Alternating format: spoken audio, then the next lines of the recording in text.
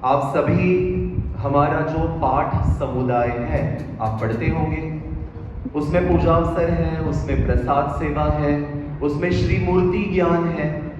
अगर आप पूजा अवसर प्रकरण अगर आप देखें, प्रातः काल के गद्य पर पूजा अवसर के अंतिम प्रसंग को जरा आप देखें तो एक बार स्वामी श्री चक्रधर महाराज आचार्य जी एवं भक्तों को निरूपण करते जा रहे हैं और वहां पर ऐसे निरूपण करते करते पूरी रात बीत गई।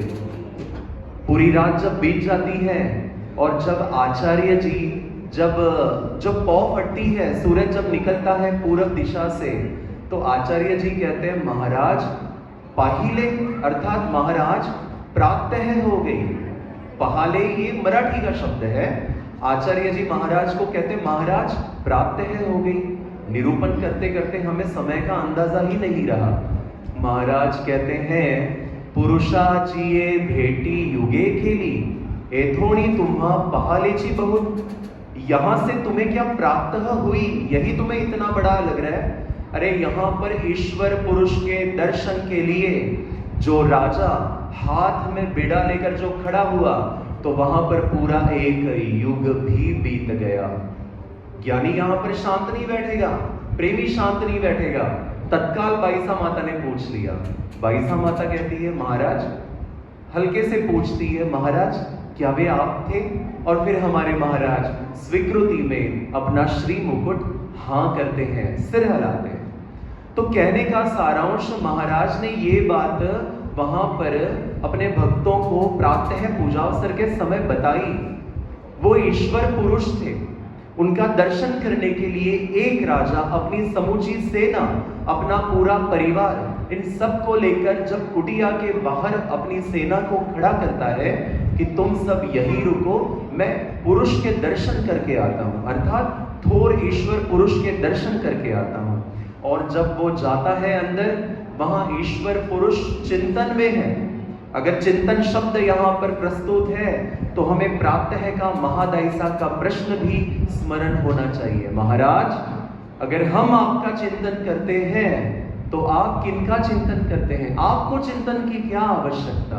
और तब महाराज कहते हैं महाबाई कि हम सभी जीवों का चिंतन करते हैं। ऐसे ही सभी जीवों का चिंतन करते करते वहां पर समय बीत गया। अब वे ईश्वरीय पुरुष के सन्निधान में थे, तो समय का प्रभाव ना राजा पर पड़ा, ना राजा के वस्त्रों पर पड़ा, ना ही राजा की कोई आयु कम हुई, और ना ही राजा के हाथों में जो आप विविध प्रकार के पत्र पुष्प जो अपना श्रद्धा भाव अपने हाथों में लेकर श्री सांवली मूर्ति को आप चढ़ाने आ रहे हो, तो वैसे ही वो राजा भी तो अपने हाथों में पत्र पुष्प लेकर आया हुआ है। वो राजा के पत्र पुष्पों पर समय का कोई प्रभाव नहीं पड़ा, और वहां पर वो वैसे के वैसे तरोताजा पत्र पुष्प रहे, वो हार तरोताजा रहा। और जब समय बीता, ना राजा को पता चला और ना ही वहां पर किसी को पता चला। और जब हमारे महाराज ने जब अपनी आंखें खोली और जब राजा ने वो पत्र पुष्प महाराज के श्री चरणों में रखे, अर्पण किए और श्री चरणों पर नमस्कार किया और जाने लगा, और फिर महाराज कहते हैं अच्छा कहाँ जा रहे हो?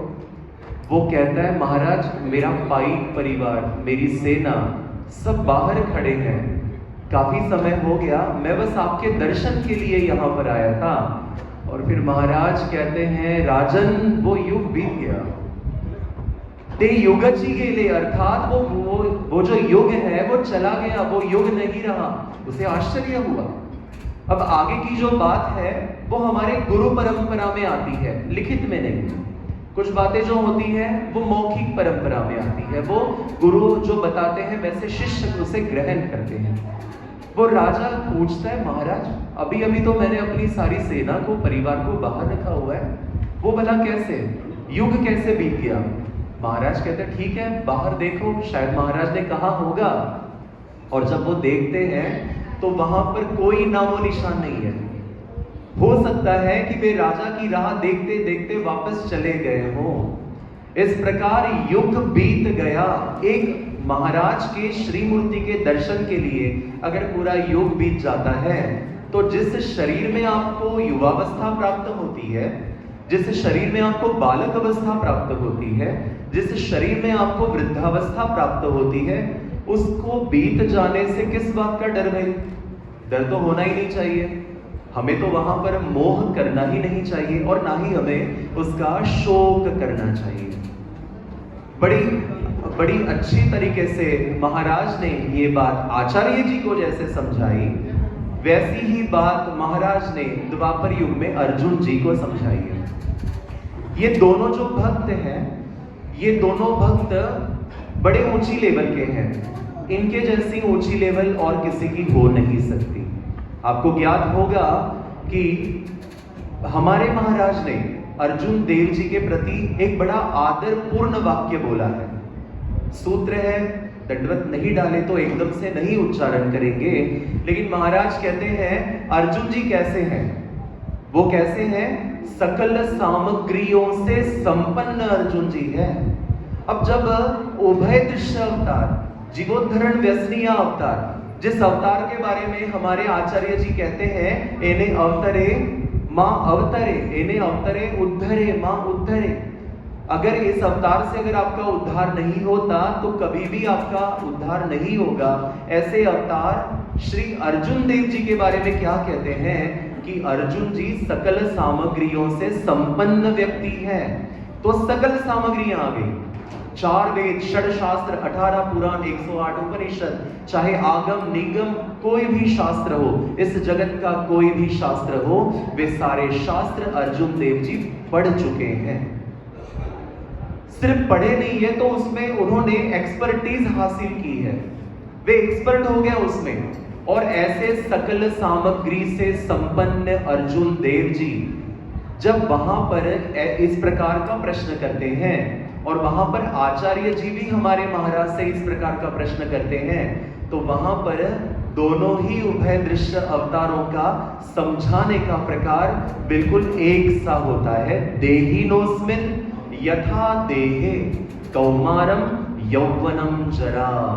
हे अर्जुन, हे भट्ट, अगर तुम्हें जीवन की, इस शरीर की नश्वरता को जानना हो तो इस श्लोक के माध्यम से तुम जान सकते हो कि ये देह भी नई देह आएगी, ये देह चली जाएगी, ये जीवात्मा नई देह धारण करेगा, इसलिए तुम्हें शोक नहीं करना है। कई बार वृद्धावस्था आती है, घोड़े जवाब करने लग जाते हैं, घोड़े अंदर तेल मुक जाता है, तो फिर क्या होता है, बंदा ना बड़ा सोचता रहता है, अरे अब क्या होगा, कौन पानी पिलाएगा, कौन हमारी लाठी बनेगा, कौन हमें समय पर भोजन देगा। आप किसी के भरोसे यहां पर नहीं आए हो, आप अपने कर्मों के भरोसे आए हो, और जो आपने नाम धारण किया है वही नाम आपकी प्रत्येक क्रिया में सहायता करता है। इसलिए यहां पर बिल्कुल वृद्धावस्था आने पर शोक नहीं करना चाहिए। जब हम जन्मदिन मनाते हैं तो वहां पर क्या हमें शोक होता है? हम कहते हैं कि हम आगे बढ़ चुके हैं। उसी प्रकार अगर ये देह त्यागने का जब समय आए, अंत काले च मामेव स्मरण मुक्त्वा कलेवरम, जब जब ये कलेवर वहां पर अंत काल में वहां पर गिर जाता है, तो कभी भी शोक ना करें, नाम स्मरण करते रहे। ये महत्वपूर्ण संदेश वासुदेव भगवान श्री कृष्ण चंद्र जी अर्जुन जी के माध्यम से हम सभी को देते हैं। इस संदेश को आत्मसात करने की आवश्यकता है। अगर ये संदेश अगर आत्मसात कर लिया तो श्रीमद् भगवद गीता का एक एक श्लोक हमें बड़े आसानी से समझ में आ सकता है। तो मुख्य बिंदुओं पर एक बार फोकस करेंगे कि जिस प्रकार हम एक ही नदी में दोबारा पैर नहीं डाल सकते, उसी प्रकार गया हुआ समय जो है वो बीता जा चुका है। हमारा शरीर, हमारा जीवन, हमारी आयु प्रत्येक क्षण क्षण में नवीनतम होती जा रही है। ये इस श्लोक का एक सिद्धांत है। दूसरा सिद्धांत है, अब आचार और विचार पर होते हैं। तो अगर कोई मार्गदर्शक, कोई गुरुजन, कोई ईश्वर पुरुष अगर वहां पे बैठे हैं तो निश्चित रूप से उनके दर्शन के लिए बाकी सारे काम छोड़ दो। वहां पर वो दर्शन अमोघ दर्शन का आपको फल भी दे सकता है अगर आपने